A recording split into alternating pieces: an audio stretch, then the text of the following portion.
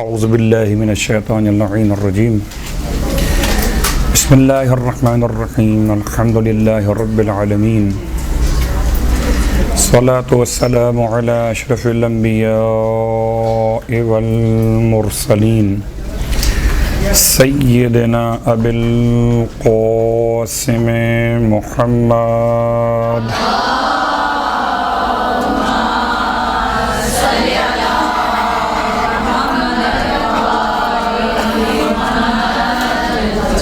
وعلى أهل بيته الطيبين الطاهرين واللعنة الدائمة على أعدائهم أجمعين أما بعد فقد قال الله تبارك وتعالى في كلامه الحميد وفرقانه المجيد قوله الحق وهو أصدق القائلين بسم الله الرحمن الرحيم هو الذي بعث في الأميين رسولا منهم يتلو عليهم آياته ويزكيهم ويعلمهم الكتاب والحكمة وإن كانوا من قبل لفي ضلال مبين. اللهم صل على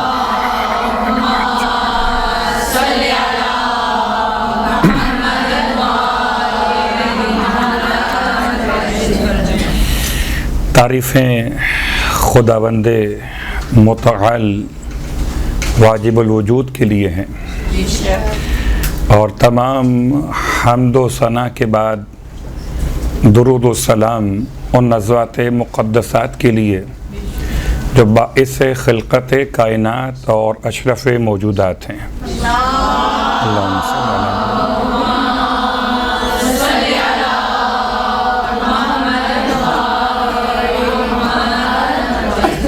الحمد للہ الذی جعلنا من المتمسکین بالقرآن العظیم واجعلنا من المتمسکین بولایت علی ابن ابی طالب علیہ السلام.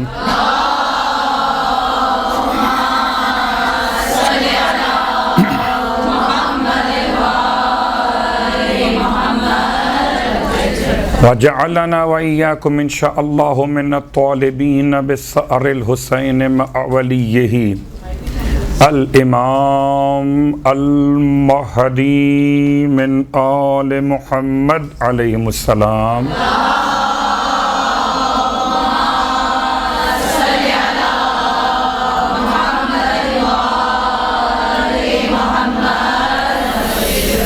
اما بعد واجب الاحترام صاحبان علم و ادب اور مرصد القائم کے تمام طلباء اور طالبات کہ جہاں تک آواز جائے وہ طلباء اور آپ طالبات، گرچہ عنوان ہے اہمیت علم دین اور اس عنوان پر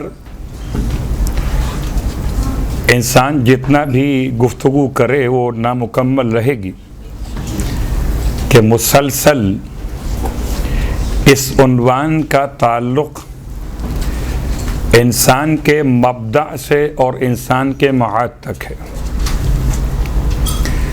سرنامہ کلام میں ہم نے خاص طور سے اس آیت کا انتخاب کیا اور ربیع الاول کے آخر اس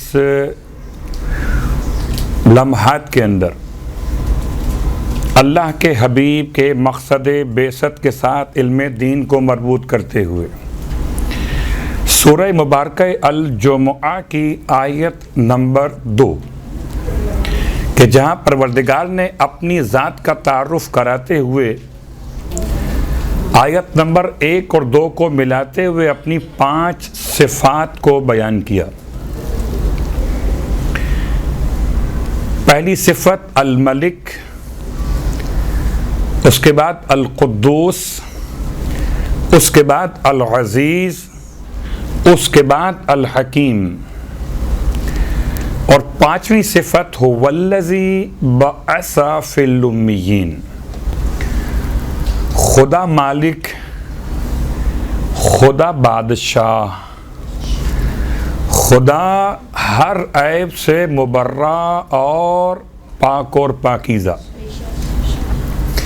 خدا شکست ناپذیر، خدا صاحب حکمت اپنی تمام تر خوبیوں کے ساتھ پھر فرماتا ہے کہ اس نے مبعوث کیا امیین میں ایک ایسے رسول کو کہ رسول ان لوگوں کے سامنے اس کی آیتوں کی تلاوت کرتے ہیں اور ان کے نفوس کا تزکیہ فرماتے ہیں اور انہیں کتاب اور حکمت کی تعلیم عطا فرماتے ہیں۔ لفظ علم یعلم، علم یعلم، معلم، اللہ نے اپنے حبیب کی شان کو اس انداز سے بیان کیا کہ آپ کا مقصد بعثت ایک آیات کی تلاوت، ایک تزکیہ نفس، ایک کتاب اور حکمت کی تعلیم۔ تو گویا پیغمبر آئے تھے معلم بن کر۔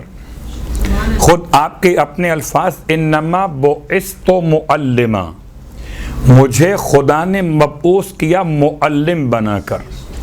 معلم کے مقابل ہے متعلم، ایک پڑھانے والا معلم، ایک پڑھنے والا متعلم۔ اس اعتبار سے اللہ نے اپنے حبیب کی شان معلم بیان کی ہے، شان متعلم بیان نہیں کی ہے۔ اب اللہ کے حبیب جب اپنے مقصد بعثت کو مکمل کریں گے تو خاص طور سے علم کی بات آئے گی، اور اگر کائنات کے آغاز کو دیکھیے تو علم ہی کے عنوان سے کائنات کا آغاز، علم ہی تو اسلام ہے، علم ہی تو ایمان ہے، علم ہی تو دین ہے، اور علم ہی تو انسان کی نجات کا ضامن ہے۔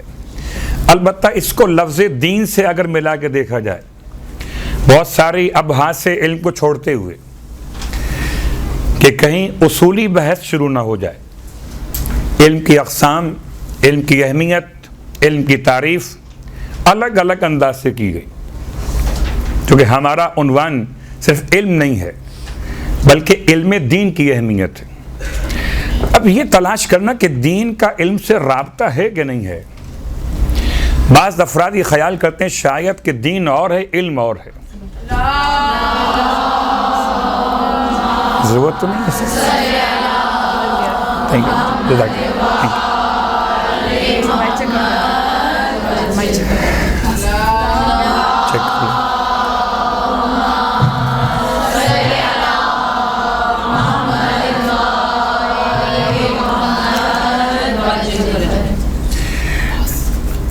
علم دین کی اہمیت کے اعتبار سے ہماری بات جاری و ساری ہے، اور یقیناً دین کو الگ کرتے ہوئے علم کو الگ سمجھنا۔ پروردگار عالم نے حضرت آدم علیہ السلام سے زمین کے خلافت الہیہ کا آغاز کیا، اور خلافت الہیہ کے آغاز میں پروردگار نے معیار سجدہ نہیں، معیار حمد و ثناء پروردگار نہیں، معیار تقدیس و تسبیح نہیں، بلکہ رکھا معیار علم۔ وَعَلَّمَ آدَمَ الْأَسْمَاءَ، اور خدا نے آدم کو سکھا دیے نام۔ تو علامہ خدا معلم، آدم پہلے متعلم۔ اگر دین کی بات کیجئے تو آدم پہلے نبی، آدم پہلے بشر۔ دنیا کی بات کیجئے تو آدم پہلے بشر، دین کی بات کیجئے تو آدم پہلے نبی، پہلا نبی متعلم بنا۔ تو معلم کون؟ ذات پروردگار۔ یہ عجیب بات ہے کہ خدا پہلے نبی کو تو خود پڑھائے اور آخری نبی کو پڑھانے کے لیے جبرائیل کو بھیج دے۔ کچھ عجیب سی بات لگتی ہے کہ کہاں اول نبی، کہاں خاتم الانبیاء۔ اس اعتبار سے پروردگار عالم نے اپنے حبیب کی شان بیان کی تو لفظ معلم کے ساتھ کہ آدم آئے تو متعلم بنے اور مصطفیٰ آئے تو معلم بنے۔ اللہم صلی اللہ علیہ وسلم۔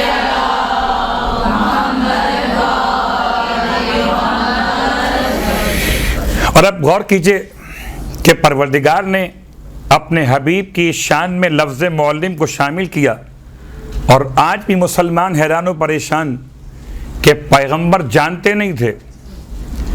پیغمبر کا نہ جاننا عیب ہے، اور پیغمبر ہر عیب سے مبرہ، کہ اس پروردگار عالم نے الملک القدوس کہہ کر پھر اپنے حبیب کا تعارف کرایا ہے۔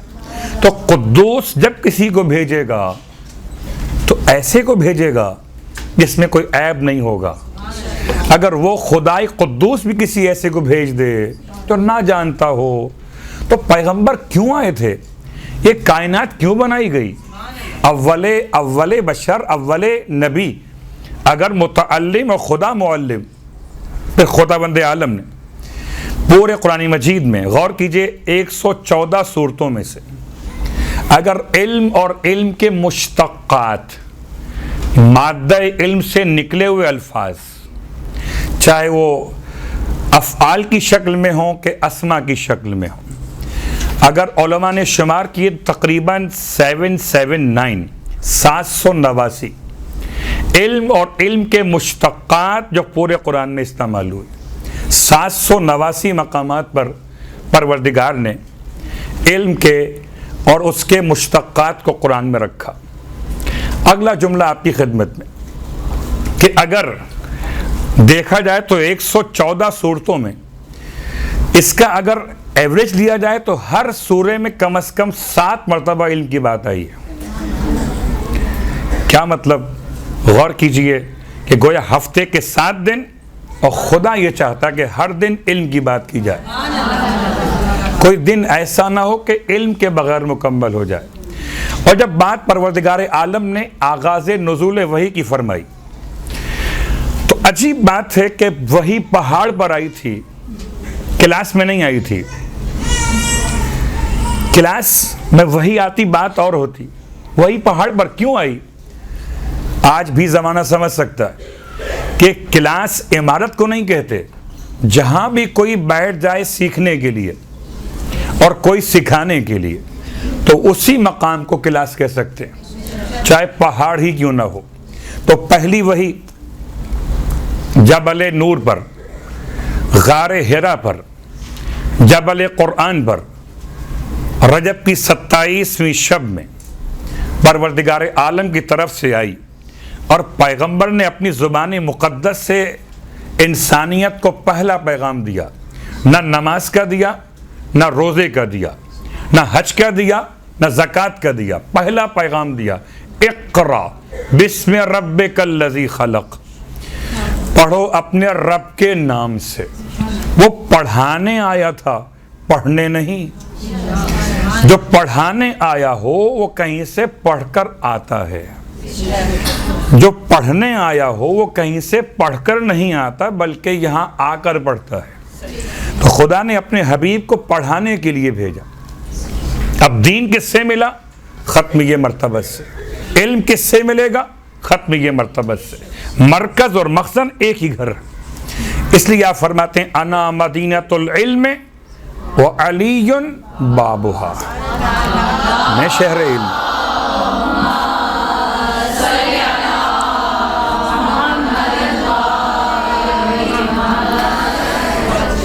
میں شہر علم اور علی اس کا دروازہ۔ اب یہاں شہر میں سب ملتا ہے۔ غور کیجئے گا، لفظ مدینہ، لفظ مدینہ شہر کے معنی میں استعمال ہوا، تو کیا عربی لغت میں ایک ہی لفظ ہے شہر کے لیے کہ نہیں؟ اور بھی الفاظ ہیں۔ تو پیغمبر استعمال فرما سکتے تھے لفظ قریہ، لفظ بلد، لفظ مصر۔ مصر کے معنی بھی شہر، قریہ کے معنی بھی علاقہ اور آبادی، اور بلد کے معنی بھی علاقہ اور آبادی۔ لیکن 3 الفاظ کو چھوڑ کر پیغمبر نے لفظ مدینہ کا انتخاب کیا۔ عام طور پر لوگ سمجھتے شاید مدینہ سے مراد مدینہ منورہ۔ مدینہ منورہ اگر عمارتوں کی بنیاد منورہ ہو تو اصل مدینہ منورہ ذات مصطفیٰ ہیں، کہ مدینہ بھی ہیں اور منور بھی ہیں۔ اسی اعتبار سے اب ترجمہ الگ الگ ہو جائے گا. آپ نے کیوں استعمال نہیں کیا مصر کو، قریے کو اور بلد کو؟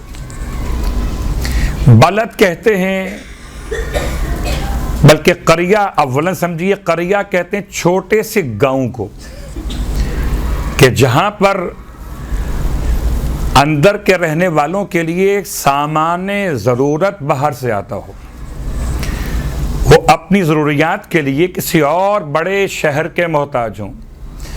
کبھی شاید ہم اپنے درمیان یہ بات محسوس کرتے ہیں کہ چھوٹے علاقوں میں رہنے والے جب کبھی کچھ خریدنا ہو تو کہتے ہیں شہر جا رہے. ہمیں تو اس لیے یاد ہے کہ ہم نے یہ الفاظ استعمال کیے کہ شہر جا رہے. رہتے کہاں پر ہیں؟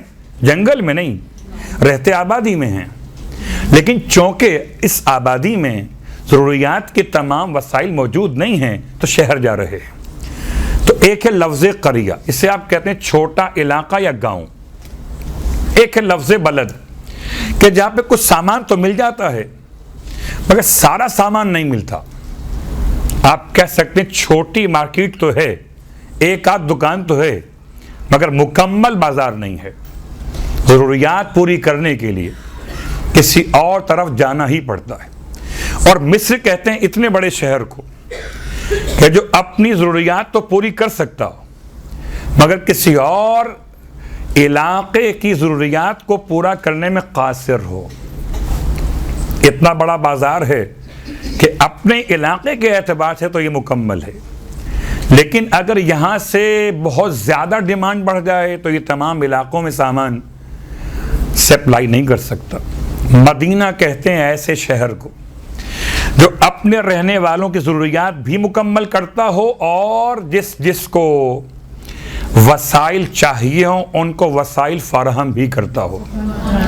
تو نہ قریہ فرمایا کہ انا قریۃ العلم وعلی بابها، انا بلد العلم وعلی بابها، انا مصر العلم وعلی بابها. ان تین کو چھوڑ کے پیغمبر نے فرمایا انا مدینۃ العلم وعلی بابها. ایسا شہر.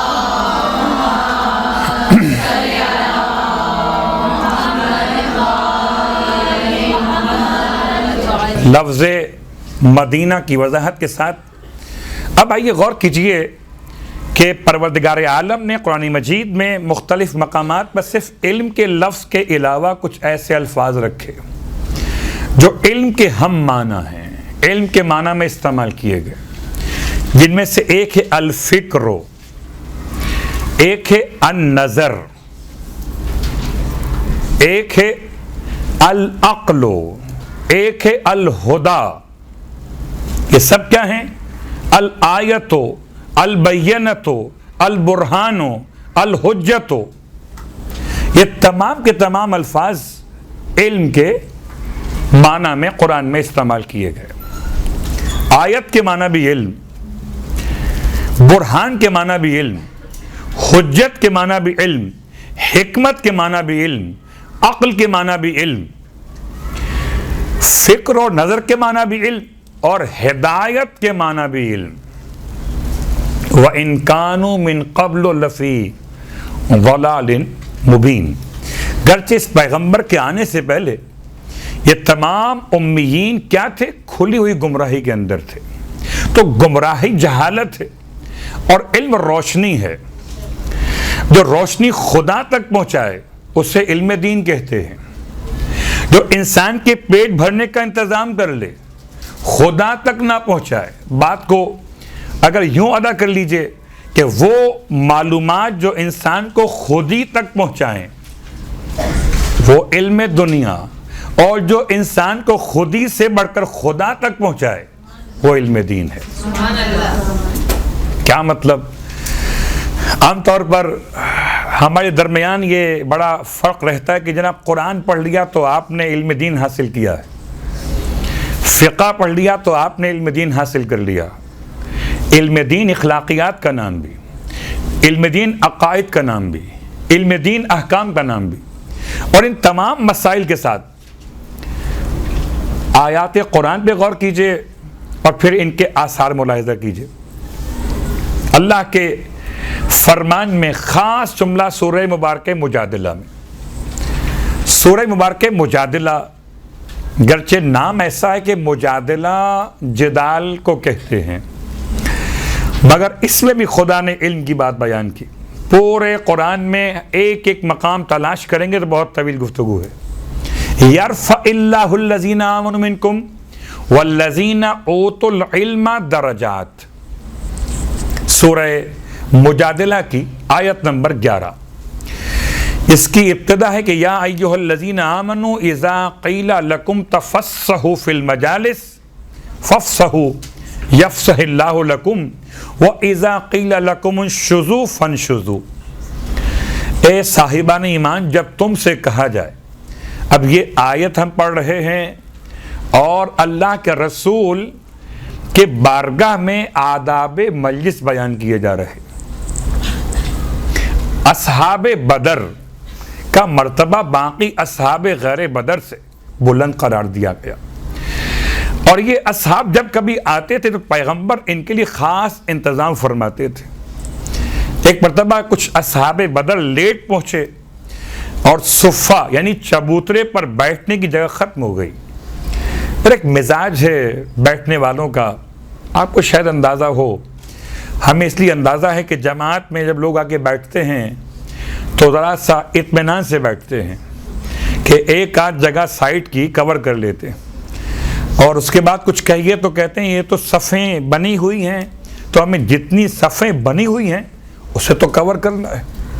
عجیب بات ہے، اگر مصلی کا نشان بنا ہوا ہو جا نماز پر تو اس کے لحاظ سے بیٹھنا ہے، اور جو اسلام بتائے، جو پیغمبر بتائیں، اس پہ کون عمل کرے گا؟ یہ نشان تو بنائے گئے مارکیٹ کے اندر ہے، اور چونکہ برادران کے یہاں کھڑے ہونے کا انداز یہ کہ وہ اپنے دونوں قدموں کے درمیان گیپ رکھتے ہیں، اور ساتھ والا نمازی اس نمازی کے ساتھ اپنے پاؤں کی چھوٹی انگلی کو ملا کر رکھتا ہے. اس لیے مصلی بڑے بڑے ہوتے ہیں. آپ کے ایسا نہیں ہے. اب آپ بیٹھ گئے آ کر تو وہ بیٹھ گئے آ کر، اور جب پیغمبر خطبہ دیا کرتے تھے تو آپ کے خطبات طولانی ہوتے تھے. حالانکہ اگر بہت اس موضوع پر اور وضاحت کی جائے تو شاید طولانی خطبوں میں اس کا خیال رکھا جاتا تھا کہ جیسے کوئی مہربان ماں اپنے بچے کے خوراک کا خیال رکھتی ہے، کہ اگر ماں کو معلوم ہو کہ بچے کی خوراک ایک روٹی ہے تو ماں اسے 2 روٹیاں دے کر ظلم نہیں کرتی. بہت غور کیجئے گا، اگر 2 روٹیاں اسے دے دے گی تو جو ایک دی گئی ہے اصل خوراک میں وہ بھی فائدہ مند ثابت نہیں ہوگی. تو جیسے مادیات میں انسان کی اشتہا کے اعتبار سے، انسان کی خواہش کے اعتبار سے خوراک دی جاتی، ایسے علمی اعتبار سے بھی اتنا ہی بیان آپ فرماتے تھے کہ لوگ قبول کر سکیں. اس کے باوجود مزاج تھا عرب کا کہ پھیل کے بیٹھ گئے. اصحاب بدر آگے کھڑے ہوئے، ایسے میں پیغمبر تو خاموش رہے. آپ کیا فرماتے کہ آپ سمٹ کے بیٹھ جائیے؟ قرآن نے بولنا شروع کیا، اے صاحبان ایمان، جب تم سے کہا جائے کہ تم اپنی مجالس میں گنجائش پیدا کر لو تو پیدا کر لیا کرو. تم یہاں گنجائش پیدا کرو گے، اللہ تمہارے لیے وہاں گنجائش پیدا کرے گا. اور جب تم سے کہا جائے اٹھ کے کھڑے ہو جاؤ تو اٹھ کے کھڑے ہو جایا کرو. اور کچھ ایسے لوگ تھے، آپ کا مساوات کہاں ہے، برابری کہاں ہے؟ کچھ کو کہا جا رہا ہے سمٹ کے بیٹھیے، اور کچھ سے کہا جاتا ہے کہ آپ کھڑے ہو جائیے. وَإِذَا قِيلَ لَكُمُ انشُزُوا فَانشُزُوا، اور جب تم سے کہا جائے کہ تم اٹھ کے کھڑے ہو جاؤ تو کھڑے ہو جاؤ. يَرْفَعِ اللَّهُ الَّذِينَ آمَنُوا مِنْكُمْ وَالَّذِينَ اوتوا العلم درجات. اللہ بلند کرتا ہے اور کرتا رہے گا تم میں سے جو مومن ہیں ان کے درجات کو، اور جن کو علم دیا گیا ان کے درجات کو. تو خدا کا وعدہ ہے کہ علم جس کے پاس ہوگا اس کے درجات بلند ہوتے رہیں گے. اور اب غور کیجئے کہ سرکار ختم یہ مرتبہ صلی اللہ علیہ وآلہ وسلم، اللہم صلی اللہ علیہ، آپ کی نگاہوں میں کیا علم کی اہمیت؟ یعنی روایات تو بہت زیادہ ہیں، ایک روایت آپ کی خدمت میں سمجھاتے ہوئے اس موضوع کو کہ مال کے مقابلے پر علم کی کیا اہمیت تھی، حتیٰ کہ اللہ کے رسول نے بعض ایسے قیدیوں کے رہائی کا عنوان غیر مسلم ہیں کہ ان کے پاس علم ہے تو ان سے کہو کہ پڑھائیں، انتظام کیا گیا۔ اور کبھی کسی غریب نے اگر شادی کے عنوان سے اپنی غربت کا اظہار کر دیا تو آپ نے تعلیم کو مہر قرار دیا کہ ٹھیک ہے تم خاتون کو ایک قرآن کی آیات یاد کراؤ تو مہر بن جائے گا۔ اللہ اکبر، عجیب بات ہے، رسول کی نگاہ میں مہر ہو کہ مال ہو، اہمیت اس کی نہیں تھی، اہمیت علم کی تھی۔ اور اسی اعتبار سے مولا متقیان علی ابن ابی طالب علیہ السلام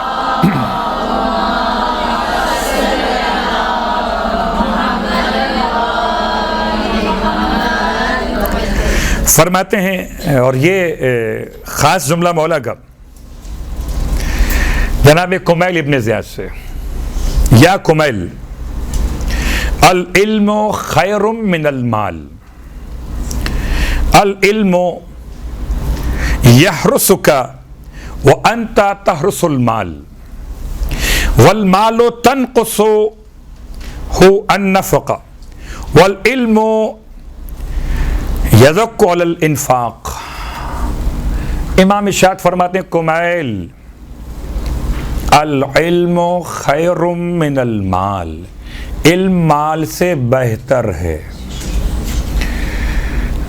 آج ہم شاید تائید تو کر رہے ہوں مگر پریکٹیکل لائف میں بڑا مشکل موضوع ہے، یہ آسان نہیں ہے، اس لیے کہ مال سے دنیا خریدی جاتی ہے، علم سے دنیا نہیں ملتی۔ یہ بھی شاید انسان کی بھول ہے، علم ہی باعث بنتا ہے کہ انسان اس قابل ہو کہ صاحب مال ہو سکے۔ فرماتے ہیں کمیل علم مال سے بہتر، العلم یحرسک، علم تمہارا حارس ہے، تمہارا نگہبان ہے، تمہارا محافظ ہے۔ اور جبکہ وَأَنْتَ تَحْرُسُ الْمَالِ، مال کے تم محافظ ہو، مال اگر تمہارے پاس ہو تو تم مال کے محافظ اور علم تمہارا محافظ۔ اللہ اکبر، سیکیورٹی گارڈ چاہیے، جان کو خطرہ ہے، امام فرماتے تمہارا محافظ علم ہے۔ کون سا خطرہ؟ ایک جان کو خطرہ، ایک ایمان کو خطرہ۔ اور آپ سمجھ سکتے کہ لوگ آج کل کہتے ہیں جان بچی تو لاکھوں پائے، پتہ نہیں یہ محاورہ کہاں سے آیا کہ جان بچی تو لاکھوں پائے، میں کہتا ہوں ایمان بچا تو پھر لاکھوں نہیں بے شمار پائے، شمار ہی ممکن نہیں ہے۔ یہاں جان بچانے کے لیے انسان اپنی جان کے لیے محافظ اختیار کرتا۔ امام فرماتے کمیل علم انسان کا محافظ، اگر علم انسان کے ساتھ تو انسان کو کسی اور محافظ کی حاجت نہیں ہے۔ اسی لیے ہم مشاہدہ کرتے ہیں کہ مولا متقیان نے اپنے ساتھ کسی محافظ کو نہیں رکھا، حتیٰ کہ اس رات میں بھی اکیلے گئے جس رات کے بارے میں آپ سے وعدہ لیا گیا تھا، آپ کے ساتھ کوئی محافظ نہیں تھا۔ یہ ایک سمجھانے کا انداز ہے، ورنہ علم کی محافظت جان کی نہیں ہوتی، علم میرے اور آپ کے عقیدے کا محافظ ہے، مجلس میں جانے والے سامع کا محافظ ہے، مجلس پڑھنے والے خطیب کا محافظ ہے، علم نماز پڑھنے والے نمازی کا محافظ ہے، علم قرآن پڑھنے والے قاری کا محافظ ہے۔ اگر علم ہو تو انسان گمراہی سے بچ سکتا ہے. ورنہ میں اب الفاظ بدل دوں کہ علم محافظ ہے فیس بک استعمال کرنے والوں کا.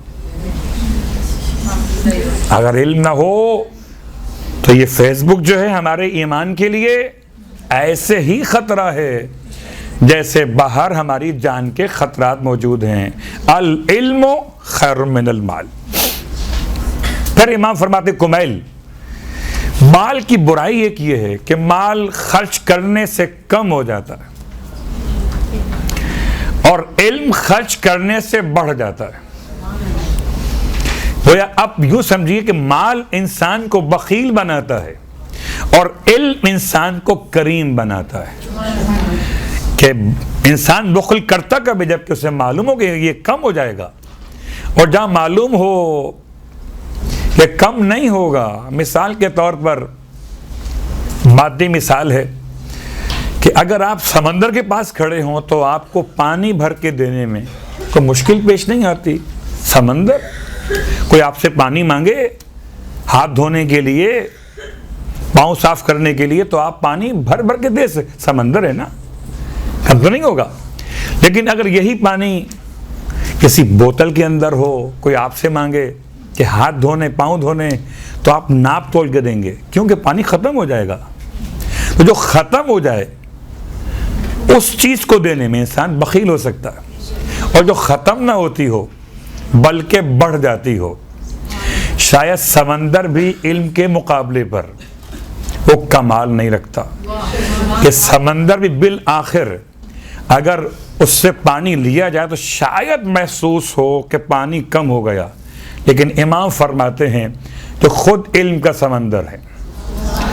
جب عبداللہ ابن عباس کسی نے پوچھا کہ آپ بھی عالم ہیں اور علی بھی عالم تھے, تو آپ کے عالم ہونے میں اور علی علیہ السلام کے عالم ہونے میں کیا فرق ہے؟ ابن عباس نے عجیب جواب دیا. فرماتے ہیں تمہیں علم سے کیا مطلب, تم کیا سمجھو گے علم کی باتوں کو؟ تم نے پانی دیکھا ہے, ہر ایک انسان اس سے تو انکار نہیں کر سکتا کہ پانی دیکھا ہے کہ دیکھا ہے. سمندر کیا ہوتا ہے معلوم ہے کہ معلوم. کہ سمندر اور اس کے مقابلے پہ ایک قطرہ پانی, سمجھتے ہو نا؟ کہاں سمجھتے. کہ قطرہ علم میرے پاس ہے, سمندر علم علی کے پاس.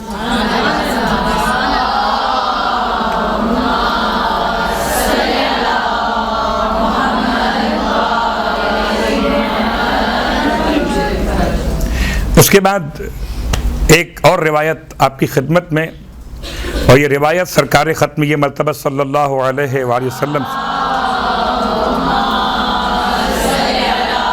اللہم صلی اللہ علیہ فرماتے ہیں کہ من احب ان ینظر الی اتقاء اللہ من النار, تو چاہتا ہو کہ دیکھے ایسے لوگوں کو کہ جن کو خدا نے آتش جہنم سے آزاد کر دیا ہو. جو چاہتا ہے کہ دیکھے ایسے لوگوں کو کہ جن کو خدا نے آتش جہنم سے آزاد کر دیا ہو. فَلْيَنْظُرْ إِلَى الْمُتَعَلِّمِينَ, بس اسے چاہیے دیکھے متعلمین کو, یعنی معلمین نہیں, متعلمین, علم حاصل کرنے والوں کو. اللہ اکبر. شاید اسی لیے روایات معصومین کے نتیجے میں آپ فرماتے ہیں کہ انسان کو چاہیے کہ ساری زندگی طالب علم رہے. جب ساری زندگی طالب علم رہے گا, ساری زندگی ان افراد میں شامل ہوگا کہ جنہیں خدا نے آتش جہنم سے آزاد کر دیا ہو. یعنی کہ اپنی دن اور رات کی مصروفیات میں سے انسان کو چاہیے کہ ہر ایک دن اور ہر ایک رات اپنے علم میں اضافے کے لیے کوئی ایک نئی بات. قسم بخدا علم بہت ہے, اور چونکہ آج جناب ابو طالب علیہ السلام کے حوالے سے لوگ وفات منا رہے, اللہم صلی اللہ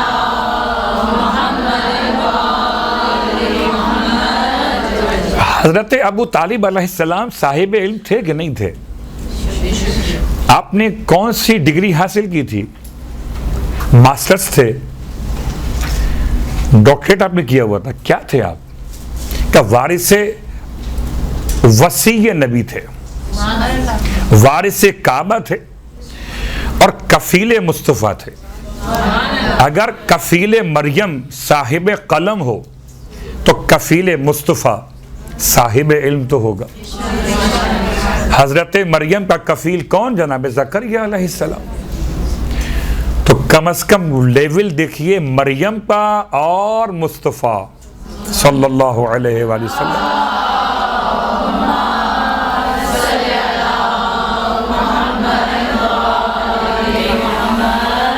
اگر مریم کے کفیل جناب زکریا ہیں تو سب سے بلند خدا کے بعد کون؟ ختم الانبیاء۔ آپ کا کفیل اتنا بلند ہونا چاہیے جو زکریا سے بھی بلند ہو۔ چھوٹی سی مثال واضح ہے کہ جس کے جیسے منصب ہیں ویسے اس کے لیے کفیل کا انتظام ہے۔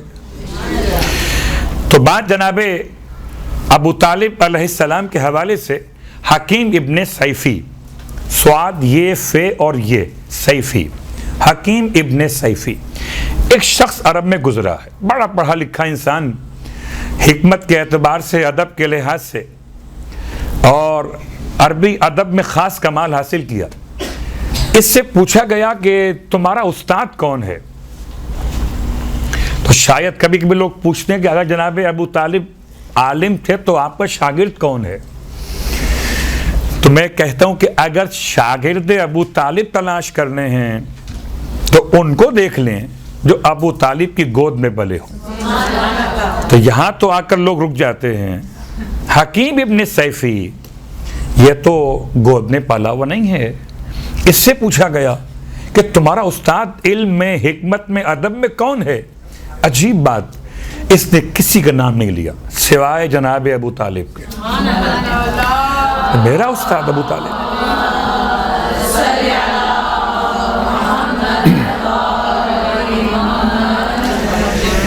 تو من احب ان ينظر الى اتقاء اللہ من النار فلینظر الی المتعلمین، اسے چاہیے کہ دیکھے متعلمین کی طرف۔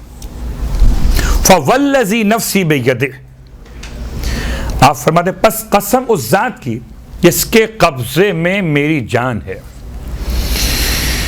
ما من متعلم یختلف الی باب العالم الا کتب اللہ لہ بکل قدم عبادت سنۃ۔ فرماتے کوئی علم حاصل کرنے والا عالم کے دروازے کی طرف جانے کے لیے قدم اٹھاتا نہیں ہے، مگر ہر ایک قدم کے بدلے خدا اسے 1 سال کی عبادت کا ثواب عطا کرتا ہے۔ 1 سال کی عبادت معمولی نہیں ہے۔ اس کا اندازہ ایسے ہو جاتا ہے، ویسے تو ہم پڑھ دیں اور آپ سن لیجئے، خدا معلوم کیا ہوتی ہے 1 سال کی عبادت، مگر کبھی شب ہائے قدر میں 102 رکعت نماز پڑھیے تو جو کمر کا حال ہوتا ہے اس سے اندازہ ہوتا ہے کہ اگر 6 دن کی عبادت میں کمر کا یہ حال ہے تو 1 سال کی عبادت میں کمر کا کیا حال ہوگا۔ اب سمجھیے یہ صرف نماز کی بات تھی، روزے کی نہیں۔ ایسا سال اس میں نماز، روزہ، حج و زکوٰۃ ساری عبادت کہ ایک طالب علم جب عالم کے دروازے کی طرف تحصیل علم کے لیے 1 قدم بڑھاتا ہے تو خدا اس 1 قدم کو 1 سال کی عبادت کے ثواب سے بڑھا دیتا ہے۔ اور چونکہ اس روایت میں اللہ کے رسول فرماتے ہیں بن اللہ بکل قدم مدینۃ فی الجنہ، اتفاق سے ہم نے ابھی پوری بحث لفظ مدینہ پر کی۔ آپ فرماتے ہیں اور اللہ اس کے لیے ہر قدم کے بدلے جنت میں قریہ نہیں بناتا، بلد نہیں بناتا، مصر نہیں بناتا، مدینہ بناتا ہے۔ اور مدینے کا مطلب آپ کے علم میں آ چکا، گویا 1 قدم۔ اب سمجھ میں آتا ہے کہ حضرت بہلول دانا جنت کے محل کیسے بیچ رہے تھے؟ اتنے محل ملے ہوں گے تو بیچ رہے تھے. اپنا محل تو بیچ سکتے ہیں نا, کسی اور کا تو نہیں بیچ سکتے تھے.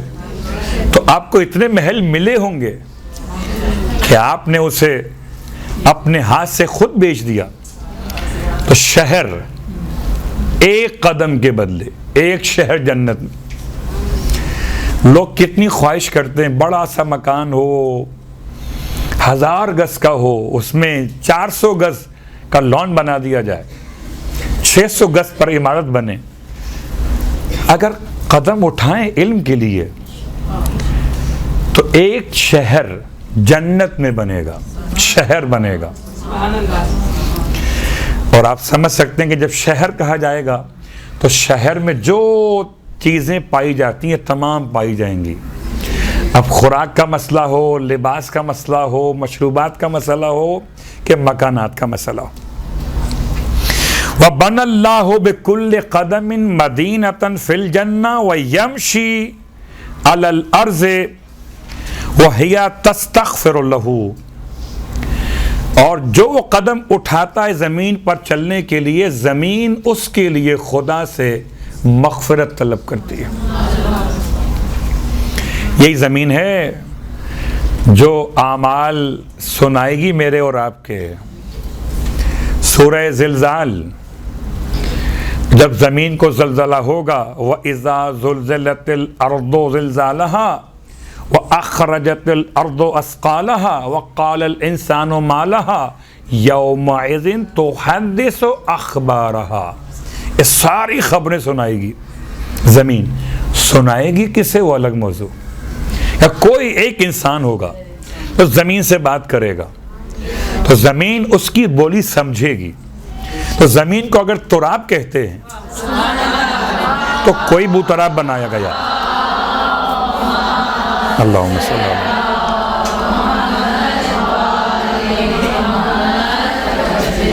گویا یہ طالب علم کی بات ہو رہی ہے, متعلمین کی بات ہو رہی ہے. علم دین کی اہمیت میں آپ کے قدم کسی دروازے عالم کی طرف اٹھیں. اور دروازے عالم کا مطلب کل کے اعتبار, دروازے عالم آج کے اعتبار, ذریعہ علم.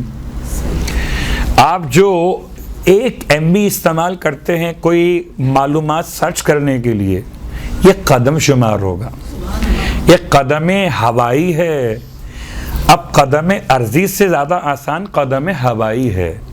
آپ کے ایک ٹچ پر, ایک سرچنگ کے اعتبار سے بہت آسان ہے عالم کے علم تک پہنچ جانا. تو قدم کے انداز بدل گئے, ثواب وہی ہے. کچھ لوگ مادیات میں چلے جاتے ہیں, چل کر جائیں گے تو ہی مثال ہوگی. نہیں, کبھی لوگ جاتے تھے پیدل حج کے لیے, اب جاتے ہیں ہوائی جہاز پہ حج کے لیے, تو حج تو ہوتا ہے نا.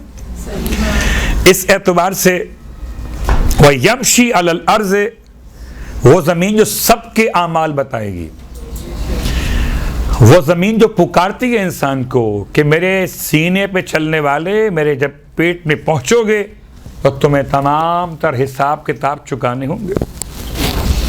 وہ زمین جو انسان کو سمجھاتی ہے, وہ زمین طالب علم کے لیے خدا سے مغفرت مانگتی ہے.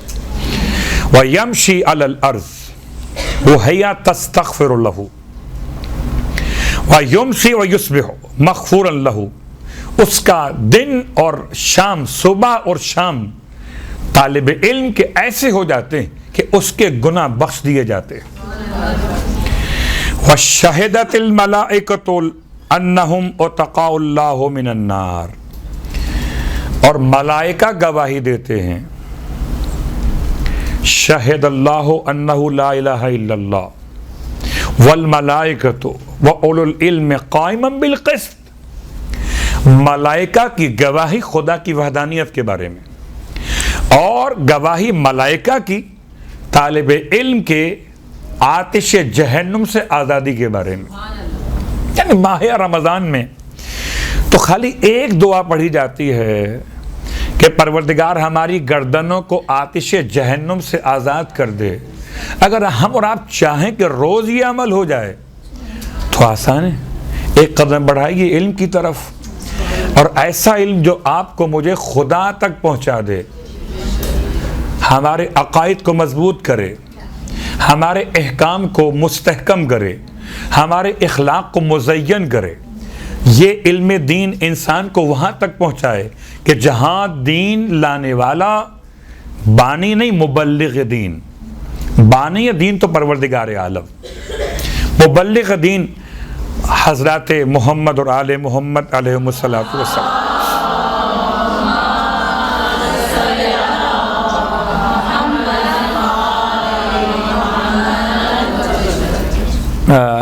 پتہ نہیں بات شیئر کرنی چاہیے اس مقام پر۔ اتفاق سے آج ہی ایک مدرسے کے ہمارے ساتھی ہوا کرتے تھے، ان سے بات ہو رہی تھی، عجیب سی بات کر رہے تھے۔ وہ بظاہر ایسا لگتا تھا جیسے وہ کچھ سمجھانا چاہ رہے تھے، شاید بات واضح نہیں ہو پائی۔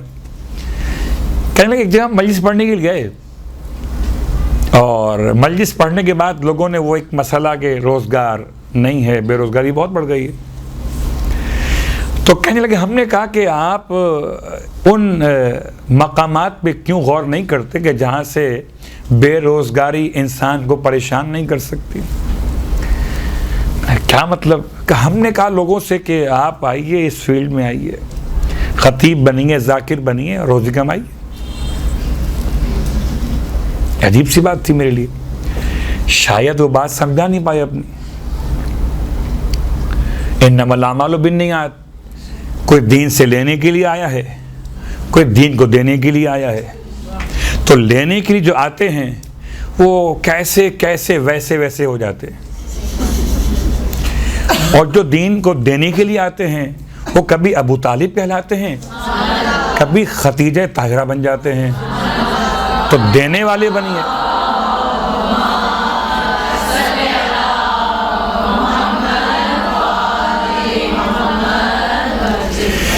تو یہ جو ہم حدیث پڑھنے جا رہے ہیں، اس سے پہلے میں نے مقدمہ قائم کیا کہ آیا علم دین کی اہمیت کو دیکھتے ہوئے ایک تصور یہ قائم کیا جا رہا کہ ایک روزگار کا ذریعہ یہ بھی تو ہے، اس میں کوئی شک نہیں ہے کہ طالب علم کی روزی کی ذمہ داری خدا پر ہے۔ آپ ایک دفعہ ارادہ کیجئے طالب علم بننے کا، پھر آپ جانیں اور خدا جانے۔ فرماتے ہیں کہ جو شخص، اللہ کے حبیب فرماتے، جو شخص علم کی طلب میں اپنا دن مکمل کرے، اپنے ایام مکمل کرے، ملائکہ اس پر سایہ کرتے ہیں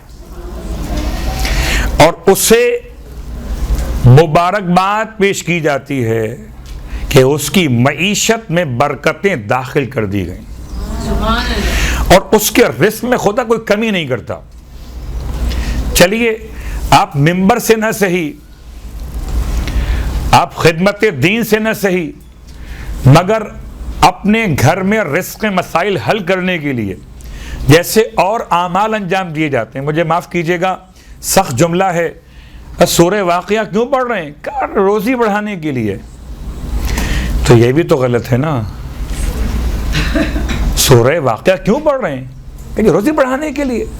سورہ یاسین کیوں پڑھ رہے ہیں؟ روزی بڑھانے کے لیے۔ کوئی آپ قرآن اس لیے پڑھا جائے کہ پیٹ بھرا جائے،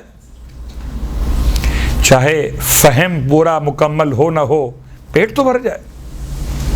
تو اسی انداز سے اگر کچھ نمازیں ہیں جو بیان کی معصومین نے، بالکل درست ہے، وسعت رزق کی نماز ہے، برکت کی نمازیں ہیں، بالکل درست ہے، ادائیگی قرض کی نماز ہے، تمام باتیں ٹھیک ہیں، دعائیں بھی ہیں، قرآن کی صورتیں بھی ہیں، لیکن اصل مقصد یہ نہیں ہے۔ اس کے ایک اثرات ہیں اپنے، سائیڈ ایفیکٹس اس کے اپنے ہیں کہ انسان جب یہ سورہ پڑھتا ہے تو انسان کے رزق میں برکت ہو جاتی ہے۔ ایسے طالب علم یہ سوچ کر آپ علم کی طرف قدم بڑھائیے کہ ہم اپنے گھر میں جیسے ساتھ دیتے معاشی اعتبار سے کہ گھر کے مسائل بہتر ہوں، تو یقین کامل کے ساتھ اللہ کے حبیب صادق اور امین، یہاں تک کہ خود امام فرماتے ہیں نہ میں نے کبھی جھوٹ بولا اور نہ کبھی جھٹلایا گیا۔ تو اگر امام ایسے تو امام کا رہنما کیسا ہوگا، اماموں کا امام کیسا ہوگا؟ نہ جھوٹ بولا اور نہ کبھی جھٹلائے گئے۔ اللہ کے حبیب کے ہر کلمے میں، آپ کے ہر قول میں ایک مکمل پیغام موجود ہے۔ اس اعتبار سے آپ فرماتے ہیں کہ جو انسان طالب علمی کی زندگی اختیار کر لے، خدا اس کے رزق میں کمی ہونے نہیں دیتا۔ اگر آپ اس نیت سے مدرسے کو جوائن کیجئے، اس نیت سے آپ کتاب کھولیے، اس نیت سے آپ معلومات سرچ کیجئے کہ آپ طالب علم بن رہے ہیں، اور اللہ کے رسول کا وعدہ ہے کہ طالب علم کے رزق میں کمی نہیں ہوتی۔ حوث اور ہے، رزق اور ہے۔ حوث تو ختم ہوتی نہیں ہے، اور رزق انسان کے لیے خدا کی طرف سے معین شدہ ہے۔ اب ایک انداز علم دین کو سمجھانے کے لیے ایک اور حدیث، اور یہ حدیث ان دونوں باتوں کو ملا رہی کہ دنیا اور دین کے علم کو الگ کرنا خود ایک بہت بڑا مسئلہ، اور شاید اسی حوالے سے ایک تباہی، اسی حوالے سے ایک کیفیت انتشار کی پیدا ہوئی کہ جب ہم گئے دنیا کے مدرسے میں تو خدا کچھ اور پڑھا، جب آئے دین کے مدرسے میں تو خدا کچھ اور پڑھا۔ وہاں کی تھیوری کچھ اور پڑھی تھی، یہاں پر آئے تو کہا جی قرآن یہ کہتا ہے۔ عجیب بات ہے، مکتب اہل بیت اس بات کا بھرپور اعلان کر چکا کہ ہمارے اور آپ کے درس گاہوں میں معصومین کے فرامین نے ہر علم کو عطا کیا ہے، جیسے کہ امام جعفر صادق علیہ الصلوۃ والسلام، اللہم صلی علی ارشاد فرماتے ہیں اللہ کے رسول، جب کسی نے پوچھا یا رسول اللہ مل علم، علم کیا ہے؟ عام طور پر علم کی تعریفیں الگ الگ، اس روایت کو خاص اس لیے پڑھ رہا ہوں کہ یہ علم سے اٹھا کر ہمیں لائے گی عمل تک، اور معلومات سے معروفات تک، خودی سے خدا تک۔ فرمایا علم کیا ہے؟ الانصات لہو، انصات کہتے ہیں خاموشی کو۔ یہ قرآن مجید میں لفظ استعمال ہوا وَإِذَا قُرِئَ الْقُرْآنُ، اور جب قرآن پڑھا جا رہا ہو تو تمہیں چاہیے خاموشی اختیار کیا کرو، یعنی قرآن کو سننے کے لیے خاموشی اختیار کیا کرو۔ تو الانصات، الف نون صاد الف اور تے، انصات یعنی خاموشی۔ علم کیا ہے؟ خاموشی۔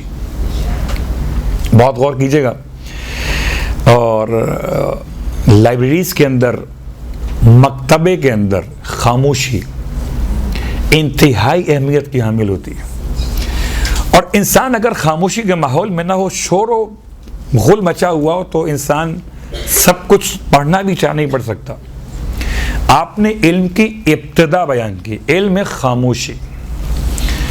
اس کے بعد پوچھا گیا اس کے بعد علم کیا ہے؟ خاموشی کے بعد اگلا اسٹیپ کیا ہوگا؟ فرمایا والاستماع، غور سے سننا۔ وہ نفسیاتی اعتبار سے غور سے سننے کے لیے پہلے چاہیے خاموشی،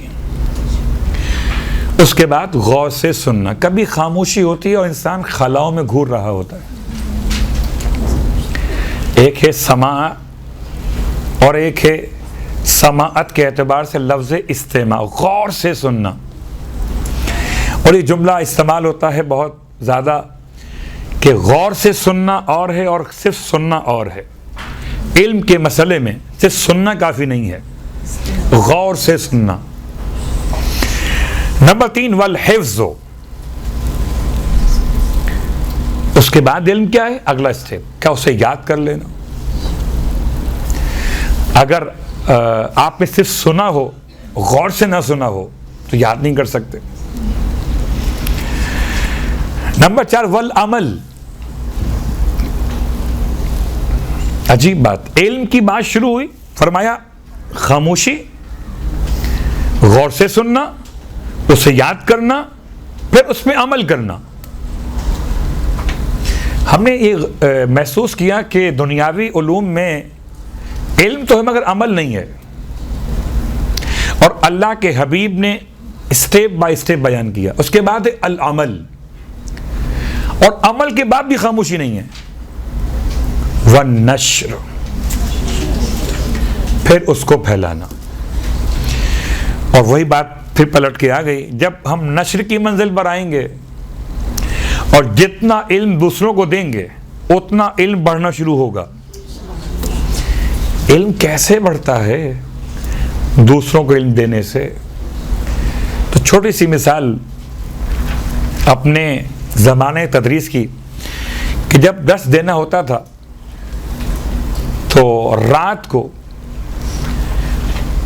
تیاری کرنا پڑتی تھی کہ کل ہم نے اگر یہ ادب کی کلاس لینی ہے، عربی گرامر پڑھانی ہے، تو گرامر پڑھانے کے لیے اس کے جتنے متعلقات شرحیں لکھی ہیں علماء نے، ان تمام کا مطالعہ، نمبر 1۔ نمبر 2، مجھے یہ بات بڑی اچھی لگتی تھی اپنے استاد کی، ابھی بھی لگتی ہے، کیا عظیم انسان تھے۔ ساتھ نکل رہے تھے ہم، میں اور میرے استاد، تو میں نے ان سے قبلہ آگے چلیے، چونکہ اس مدرسے میں اردو زبان رائج نہیں تھی، عربی سے بولنا تھی ہمیں، اور استاد بھی عربی بات کرتے تھے۔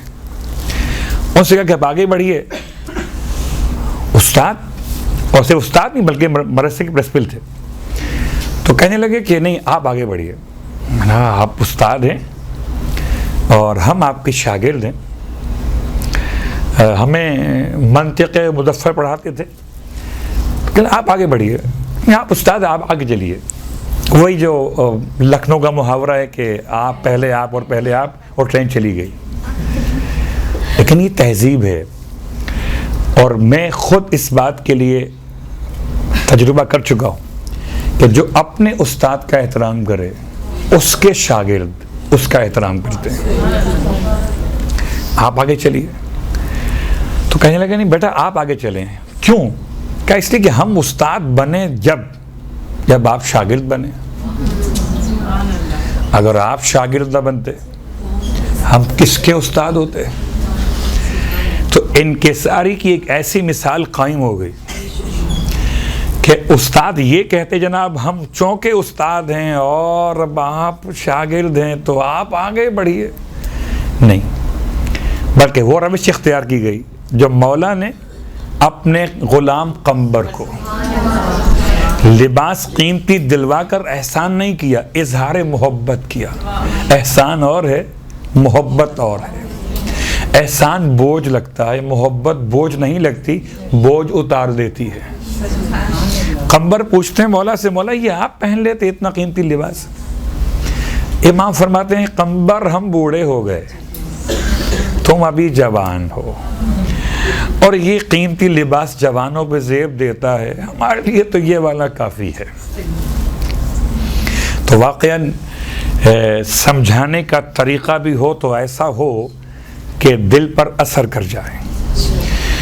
اور چونکہ بات ہو رہی تھی کہ عمل کیا جائے، عمل کے بعد پھر نشر کیا جائے، اس کے بعد حدیث آگے بڑھی، اور اسٹیپ نمبر 6 5 مکمل ہو گئے تھے۔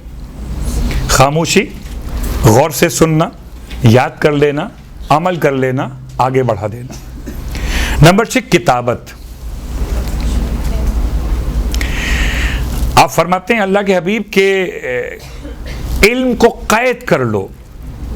اب بڑا یہ مشکل مسئلہ ہے، آسان نہیں ہے۔ آج کے اس دور میں لکھنا بڑا مشکل مسئلہ ہے، پڑھنا بڑا آسان ہے، لکھنا بڑا مشکل ہے۔ استاد شہید سید جعفر کہتے تھے پڑھے کم لکھے زیادہ۔ کیا مطلب؟ یہ الگ موضوع ہے۔ وہ کبھی کبھی اپنے انداز سے جب بات کرتے تھے شہید کہ جی آج کل کا زمانہ ایسا ہے، لوگ پڑھے کم ہیں لکھے زیادہ ہیں۔ تو قید العلم، آپ فرماتے علم کو قید کر لو. پوچھا کہ علم قید کیسے ہوتا ہے؟ آپ فرماتے کتابت کے ذریعے سے.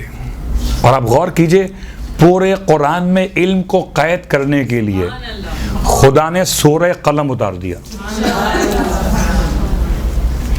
یعنی اس سے بڑھ کر اور کیا علم کی عظمت سمجھ میں آئے کہ پروردگار عالم نے سورہ قلم خاص طور سے اس طرح سے اتارا اور حبیب نے سمجھایا. پھر مولا فرماتے ہیں قید العلم بالقلم، علم کو قید کرو قلم کے ذریعے سے.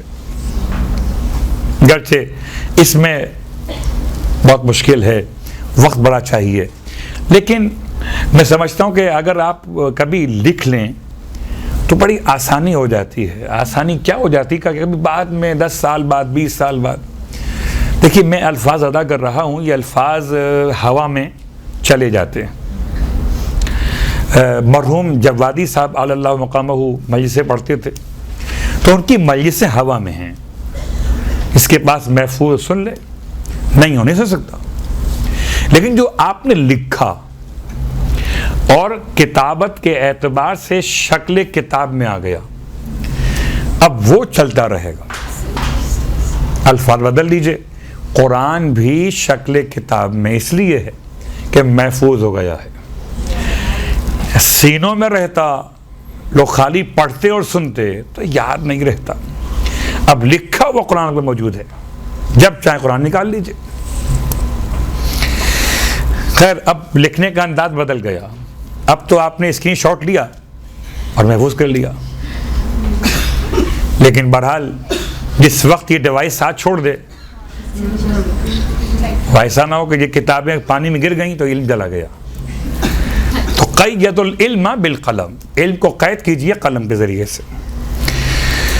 اس کے بعد نمبر 6 کے بعد نمبر 7 المذاکرہ، یعنی ایک دوسرے کے ساتھ علمی ابحاث اور علمی نشست قائم کرنا.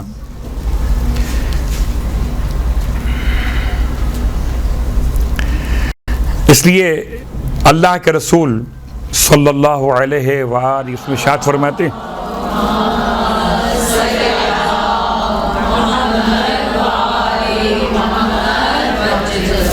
کہ مذاکرہ کرو اہل دین اور اہل ورع کے ساتھ، دیندار بھی ہو اور صاحب تقوی اور پرہیزگاری ہو.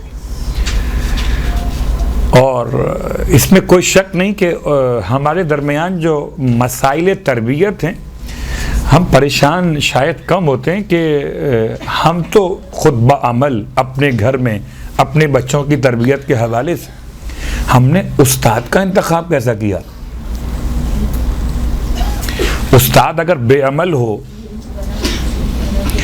آپ غور کیجئے گا کہ صرف حجاب کی بات کریں اگر خواتین کے اعتبار سے، تو اگر میرے گھر میں بچوں کی جو ٹیچر اسکول میں بے حجاب ہوں اور گھر میں ماں حجاب کرے تو ایک ذہن میں سوال پیدا ہوتا ہے، استاد کا مقام، استاد ایک باپ ہے، تو یہ استاد بغیر حجاب کے، ایک میرے والدین یہ حجاب کے ساتھ، میری والدہ، کیا مطلب ہے اس کا؟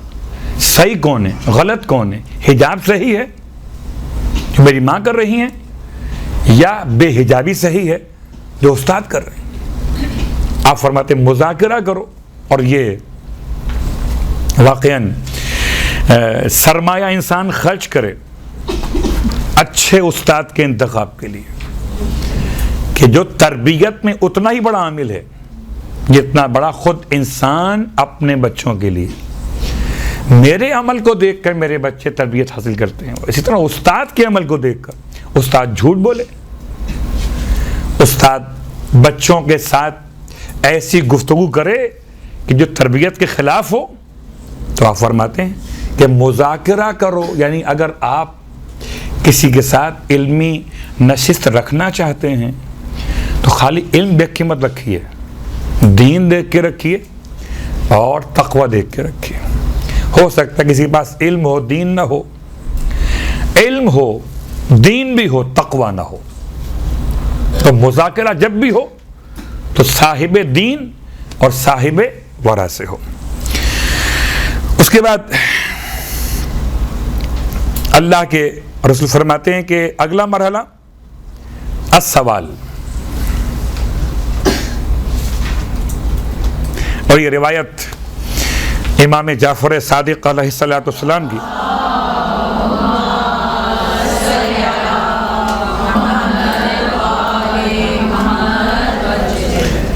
فرماتے ہیں کہ العلم خزائن والمفاتیح السوال، علم خزانے ہیں اور ان کی کیز جو ہیں، ان کی چابیاں جو ہیں وہ سوال ہیں۔ اور یہی آپ سمجھ سکتے ہیں کہ اگر آپ کوئی سوال سرچ کرتے ہیں تو گوگل آپ کو جواب نکال کے دیتا ہے، آپ سوال سرچ نہ کریں تو خود بخود جواب نہیں آئے گا۔ علم خزانہ ہے، اس کی چابی سوال ہے۔ پھر فرماتے ہیں کہ انما یہلک الناس، لوگ ہلاک ہو گئے، کیوں؟ لأنہم لا یسئلون، وہ سوال نہیں کرتے تھے۔ امام کے نزدیک وہ ہلاک ہو جاتا ہے تو سوال نہ کرے۔ البتہ یہ الگ بات ہے کہ آج کل سوال کے موقع بہت کم، لیکن مولا کے ارشاد کے اعتبار سے کہ جو علم کے لیے مؤثر ہیں وہ چار چیزیں ہیں: ایک سائل، سوال کرنے والا، ایک کلام کرنے والا، ایک سننے والا، اور ایک ان سے محبت کرنے والا۔ فرض کیجئے آپ نے سوال کیا آغائے سیستانی سے، آپ نے سوال کیا، میں بیٹھا ہوا ہوں تو میں سننے والا ہو گیا، آپ سوال کرنے والے ہو گئے، اور پھر جو بات سمجھ میں نہیں آئی آپ کے علاوہ کسی اور نے پوچھ لیا، تکلم کرنے والا ہو گیا۔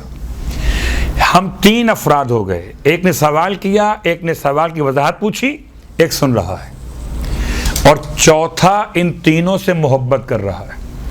یہ چاروں مل کر علم کے کمال کو پہنچتے ہیں۔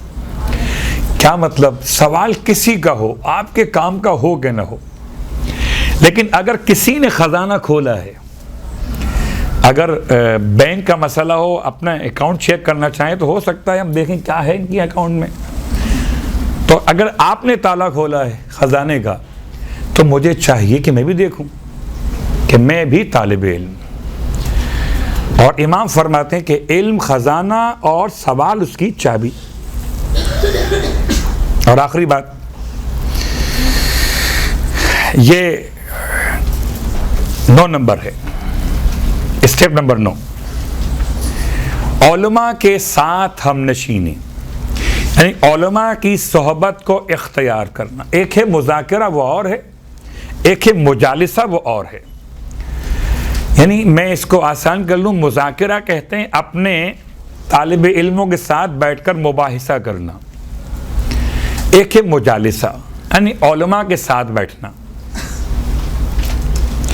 آپ فرماتے من جلسہ عند العالم ساعتن، جو کسی عالم کے پاس بیٹھے 1 ساعت کے لیے، ساعت مانے 1 گھنٹہ بھی، ساعت مانے 1 منٹ بھی، ساعت مانے 1 سیکنڈ بھی، جو بیٹھے عالم کے پاس 1 ساعت کے لیے، تو فرشتے اسے پکار کر کہتے ہیں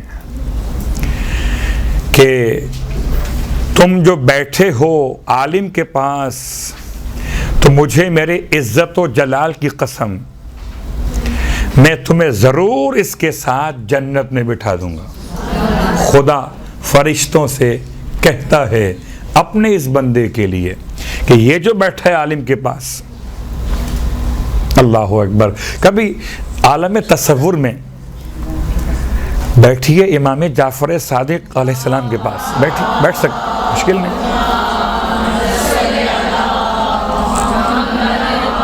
بیٹھ سکتے۔ یعنی اگر آپ اپنے حاجات کی برابری کے لیے آپ ائمہ سے توسل کرتے ہیں، بہت گہرا کرتے ہیں، تو کیا مولا فرماتے نہیں ہیں کہ اگر میں چاہتا ہوں اللہ مجھ سے باتیں کرے تو میں قرآن پڑھنے لگتا ہوں، اور میں چاہتا ہوں میں اللہ سے باتیں کروں تو نماز پڑھنے لگتا ہوں. اگر ہم چاہتے ہیں کہ مولائے کائنات ہم سے باتیں کریں تو پڑھیے نہج البلاغہ. ہم چاہتے ہیں کہ چھٹے امام سے باتیں کریں تو پڑھیے اصول کافی. اور ہم چاہتے ہیں کہ ہم امام سے باتیں کریں تو اسی پڑھی ہوئی بات پہ عمل کیجیے, یا پھر ہم امام سے باتیں کرنے والوں میں شامل ہو گئے. جیسے امام کہتے جا رہے ہیں ہم ایسے کرتے جا رہے ہیں. تو خداوند عالم کی بارگاہ میں اس دعا کے ساتھ کہ جو علم دین کی اہمیت ہمارے پیش نگاہ رہی اس تقریر کے دوران, پروردگار ہمارے اس عمل کو اپنی بارگاہ میں قبول فرمائے اور ہمارا شمار روز قیامت جاہلوں میں نہ ہو. ہمارا شمار زندگی بھر اور روز قیامت طالب علموں میں کیا جائے. اور پروردگار ہمیں وہ موقع عطا فرمائے کہ ہم طالب علم اس مقام پر پہنچیں کہ جہاں زمانے کا امام تشریف فرما ہو اور ہم ان سے استفادہ کر رہے ہوں.